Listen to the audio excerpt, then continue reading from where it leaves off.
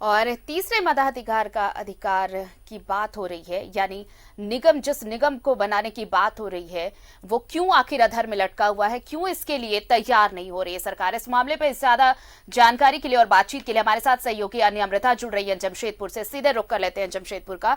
अन्य देखिए, जो रिपोर्ट हमने दिखाई उस रिपोर्ट में ये चीज बहुत साफ है कि जो लड़ाई 80 के दशक से लड़ी जा रही है, जो लड़ाई 80 के दशक से चली आ रही है कि इस शहर को उसका हक मिलना चाहिए, और जो शख्स इस लड़ाई का जन्मदाता है, इस आंदोलन का जन्मदाता है, उससे कोई सलाह नहीं ली जाती और ना ही उसे इस मीटिंग में बुलाया जाता है कि आखिर शहर को क्या मिलने जा रहा है और क्यों मिलने जा रहा है, कैसे मिलने जा रहा है। ये कई सवाल खड़े करता है। यानी बिल्कुल आरती, और देखिए सुप्रीम कोर्ट में तो ऐसा नहीं होगा क्योंकि याचिकाकर्ता तो जवाहरलाल शर्मा हैं। बिल्कुल, और उन्होंने भी अपना एफिडेविट फाइल कर दिया है, अपनी बातें रख दी हैं। अब देखिए आरती, आपको थोड़ा पीछे लेके जाते हैं कि 1988 में जवाहरलाल शर्मा ने याचिका दायर की कि जिस तरह से जमशेदपुर की आबादी बढ़ी है, जिस तरह से टाउनशिप बढ़ा है और नियम कानून के तहत यहाँ तीसरे मताधिकार का प्रयोग करने की इजाजत नहीं है, यहाँ निगम नहीं है। और 1979 में ही सुप्रीम कोर्ट ने ये फैसला दे दिया आरती कि यहाँ निगम का गठन किया जाए। उसके बाद से टाटा स्टील जो है इस मामले को लेकर कभी पटना हाई कोर्ट, कभी रांची हाई कोर्ट, कभी यहाँ वहां दौड़ती रही। इसी बीच सरकार ने नोटिफिकेशन भी जारी कर दिया कि यहाँ निगम का गठन होगा। उस नोटिफिकेशन के खिलाफ भी टाटा स्टील गई और 32 सालों तक ये मामला यहाँ वहां घूमते फिरते सुप्रीम कोर्ट में 2017 में सुप्रीम कोर्ट ने ये पूछा कि इस मामले में क्या करना है, आप लोग तय कर लीजिए। तो उस वक्त की जो तत्कालीन रघुवर सरकार है उसने कहा कि हमारा टाटा स्टील के साथ बातचीत हमारी हो गई है और हम किसी एक मंतव्य पर आ जाएंगे। उसके बाद टाटा स्टील से तत्कालीन नगर विकास सचिव अरुण कुमार सिंह ने ये पूछा था कि आप जो है ये बताएं अपने बोर्ड ऑफ डायरेक्टर्स के साथ बात करके कि यहाँ क्या करना है, यहाँ इंडस्ट्रियल टाउनशिप बनेगी, निगम बनेगा, किस तरह की व्यवस्था रहेगी। उस पत्र का जवाब आज तक टाटा स्टील ने नहीं दिया। उस वक्त चेतावनी दी थी सरकार ने कि अगर आप जवाब नहीं देंगे तो यहाँ निगम का गठन कर दिया जाएगा, जो कि नियम है और कानून सम्मत है और सुप्रीम कोर्ट का ऑर्डर भी है। लेकिन कोई जवाब नहीं दिया गया और 3 साल और बीत गए। अब नई सरकार आ गई। चूंकि आरती, सरयू राय, रघुवर दास, ये दो ऐसे लोग हैं जो जवाहरलाल शर्मा के साथ खड़े थे 1988 से जब वो आंदोलन कर रहे थे और हमेशा से उनके साथ रहे हैं, पीछे से साथ दिया है। यही वजह है कि वो बार बार इस मामले को उठाते रहे हैं। और जब रघुवर दास जी की सरकार थी तब एक उम्मीद बंधी थी कि कोई ना कोई अब इसमें फैसला होगा। ये बात नहीं है कि इंडस्ट्रियल टाउनशिप नहीं बनना चाहिए, बात है कि क्या ये हो सकता है। सरयू राय जी ने, जो कि काफी जानकार है, ये बताया है कि जो 74वां संविधान संशोधन है उसको बदल करके ही यहाँ पे टाउनशिप इंडस्ट्रियल बनाई जा सकती है। जो संशोधन है क्या वो संसद के माध्यम से फिर किया जाएगा संविधान में? क्या टाटा स्टील ये पहल कर पाएगी कि इसकी वजह से ये काम हो? तो नियम क्या कहता है? नियम ये कहता है कि अगर आप इंडस्ट्रियल टाउन बनाना चाहते हैं तो फिर यहाँ पर विधायक और एमपी फंड का उपयोग नहीं होगा। तो क्या टाटा स्टील पूरे वृहद जमशेदपुर की देखभाल करेगी? क्या इसका प्रारूप ऐसा होगा कि टाटा स्टील के एरिया के अलावा आसपास जहां तक शहर बस गया क्या पूरे शहर को टाटा स्टील देखेगी? ये साफ नहीं है और सरयू राय जी ने यही कहा है कि इन चीजों को पहले साफ किया जाए। बिल्कुल, लेकिन अन्नी, यहाँ पर मैं आपको इसलिए रोकूंगी, ये सवाल बेहद अहम है और ये जानना सिर्फ जमशेदपुर वासियों के लिए नहीं बल्कि पूरे झारखंड वासियों के लिए भी जानना जरूरी है कि जिस फैसले पर अड़ंगा अब तक टाटा स्टील लगाता आया है, क्योंकि आप 89 की बात करिए, 89 में जब सुप्रीम कोर्ट का ऑर्डर आया है उसके बाद से अब तक सिर्फ और सिर्फ कागजी कार्रवाई हुई है। अगर कागजी कार्रवाई भी छोड़ दे तो वर्बली ही सब कुछ चलता आया है। अब जब इंडस्ट्रियल टाउनशिप की बात हो रही है, इसको लेकर भी टाटा स्टील अपना रुख साफ नहीं कर रहा। दूसरी तरफ निगम की बात हो रही है तो देखिए, बन्ना गुप्ता का ट्वीट भी आप देख लीजिए, यानी कहीं ना कहीं क्लैश है। ना तो सरकार इस पर स्पष्ट कुछ कह पा रही है और ना ही इंडस्ट्रियल टाउनशिप की जब बात हो रही है तो टाटा स्टील आगे आ रहा है। देखिए आरती, दिसंबर में मैं बता दूं कि इस मामले की अगली सुनवाई है, सुप्रीम कोर्ट में लंबित है और उस सुनवाई में आपको स्पष्ट रखना होगा सुप्रीम कोर्ट के सामने। नहीं तो सुप्रीम कोर्ट को ये पावर है कि वो अपने पुराने फैसले को कहेगी कि हमारा फैसला आ चुका था, इसमें आप निगम का गठन कर दीजिए। और बीच में रघुवर दास जी जब नगर विकास मंत्री थे उस वक्त भी ये कवायद हुई थी। देखिए सरकार को पूरा पावर है, जिस तरह से आबादी बढ़ गई है, जिस तरह से सिर्फ अपने एरिया को टाटा स्टील देख रही है, पूरे जमशेदपुर को नहीं देख रही है, वृहद जमशेदपुर को नहीं देख रही है, उसको देखते हुए सरकार को पावर है। तो कौन है जो ये कदम रोकता है? चीजें स्पष्ट होनी चाहिए आरती, या तो टाटा स्टील पूरे शहर को देखे। यहाँ लोगों को इस बात से आपत्ति कभी नहीं होगी आरती कि यहाँ इंडस्ट्रियल टाउन बने। मैं आपको बता दूं कि लोगों की जन भावनाएं टाटा स्टील के साथ है, लेकिन टाटा स्टील सिर्फ इतना कहकर कि ये हमारा एरिया है, अपनी जिम्मेदारी से पल्ला नहीं झाड़ सकता।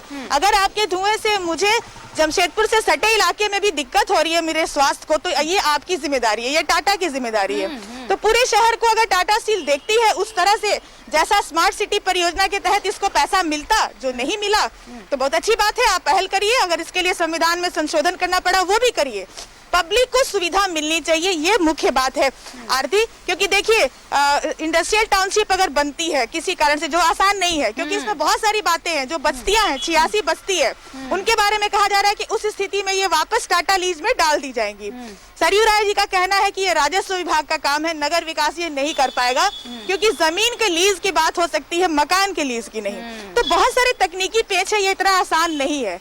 और अगर आसान नहीं है और अगर आप किसी भी निष्कर्ष पर नहीं पहुंचते, तो अगले महीने दिसंबर में जब सुप्रीम कोर्ट में फिर सुप्रीम कोर्ट आपसे पूछेगा, तब आप क्या जवाब देंगे कि आपने क्या तय किया है, कि इस शहर का क्या करना है। देखिए जो सीधा उपाय नजर आ रहा है, क्योंकि देखिए टाटा स्टील ने अब तक जो अपना रवैया दिखाया उसके मुताबिक ये समझना बिल्कुल आसान है कि वो पूरे जो वृहद जमशेदपुर की बात हो रही है, जो टाटा एरिया के बाद भी जो लोग बसे हैं, जो रिहायशी इलाके हैं, वो उसे अपनाना नहीं चाहता। ऐसे में ये टाउनशिप फिलहाल तो बेमानी ही होगा इसकी बात करना। लेकिन अब ऐसे में एक सिंपल जो सामने आ रहा है समाधान जो दिख रहा है वो ये कि तीसरे मताधिकार का उपयोग जो इस्तेमाल है, अब जनता को ये हक मिलना चाहिए, क्योंकि अगर निगम का दर्जा मिलता है तो फिर जो फंड मिलेंगे उससे जो बाकी इलाके हैं उनका भी विकास होगा। और टाटा के बाहर का एरिया अगर आप ऐसे भी देखें तो वो ऐसा नहीं लगता कि हम जमशेदपुर में हैं, एक ऐसी सिटी में जो पूरी तरह से डेवलप्ड है और प्री प्लान्ड है।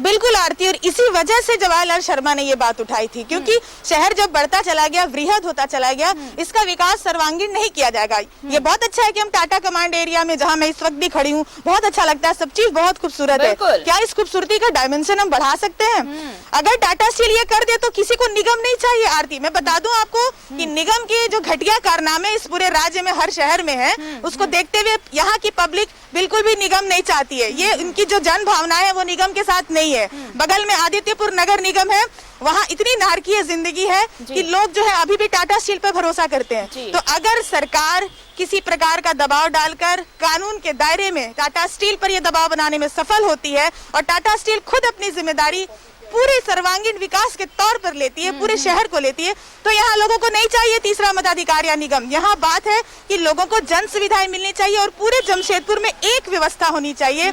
और ये जो स्मार्ट सिटी परियोजना के तहत विभिन्न शहरों को देश में 400, 500, 1000 करोड़ मिलते हैं, जिससे जमशेदपुर हर साल वंचित होता है, वो इस शहर को मिले। काम किसी के भी माध्यम से हो, टाटा के माध्यम से हो या अन्य एजेंसी के माध्यम से, जनता को फैसिलिटी मिलनी चाहिए। लेकिन इसलिए इसका समाधान बहुत जरूरी है। आसान तो नहीं होगी अन्नी, ये सोचना इतना आसान नहीं होगा। पिछले 34 सालों का रिकॉर्ड अगर आप देखें, 30 सालों का, तो टाटा का जो रवैया अब तक रहा है वो बिल्कुल ये नहीं बताता कि वो इस फैसले के साथ खड़ा होगा कि इसे इंडस्ट्रियल टाउनशिप घोषित किया जाए और पूरा जो वृहद जमशेदपुर है उसका जिम्मा, उसके डेवलपमेंट की जिम्मेदारी वो उठाए। अगर ऐसा होता तो अब तक इतनी टाल मटोल नहीं हो रही होती कि पटना हाईकोर्ट, झारखंड हाईकोर्ट या फिर कहीं और जाकर स्टे लगाया जाता सुप्रीम कोर्ट के फैसले पर। जिस तरह से आनाकानी की जा रही है उसे इंप्लीमेंट करने के लिए। अब तो देखिए आरती, अगर सरकार ठान ले तो कोई ना कोई निष्कर्ष पे तो टाटा स्टील को आना ही पड़ेगा। और यही पूछा गया है बार बार टाटा स्टील से कि आप ही बताइए कि आप क्या दे सकते हैं। अगर आप इंडस्ट्रियल टाउन के लिए तैयार हैं तो इंडस्ट्रियल टाउन की परिभाषा क्या है, इसको भी तय करना होगा, क्योंकि देश का ये पहला शहर होगा।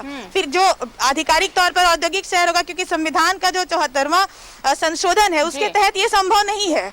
ये सरयू राय जी ने कल बताया, तो वो जानकार है, कानून के भी जानकार है और तमाम चीजों के जानकार है। तो इन सबके साथ मिल बैठ के सरकार को एक प्रारूप तय करना चाहिए कि अगर इंडस्ट्रियल टाउन भी बनाना चाहती है सरकार या टाटा स्टील, तो उसका प्रारूप क्या होगा, उसके दायरे क्या होंगे, टाटा स्टील की सीमा क्या होगी। बात सिर्फ इतनी है आरती कि पूरे जमशेदपुर में एक व्यवस्था हो, ये ना हो कि टाटा कमांड एरिया बड़ा खूबसूरत दिखे और जो टाटा कमांड एरिया जो नहीं है वो अच्छा ना दिखे। और आप जो है जी बिल्कुल दिक्कत इसीलिए तो हो रही है।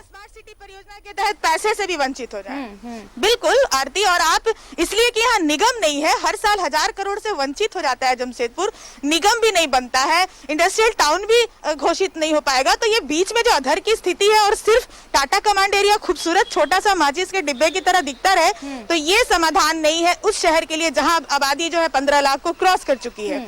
तो इसलिए इस आधार पर 1988 में ये डाला गया था। ये कोई ईगो की लड़ाई नहीं है, ये वृहद बात है, वृहद जमशेदपुर की बात है, जहां सबके हित की बात है। ये नहीं कि मैं टाटा एम्प्लॉय हूं तो मैं बहुत अच्छी सुविधा में रह रही हूँ, जो टाटा एम्प्लॉय नहीं है वो अच्छी बिल्कुल, सुविधा और में ये आदित्यपुर निगम के लोग अच्छी तरह से बता पाते हैं अन्नी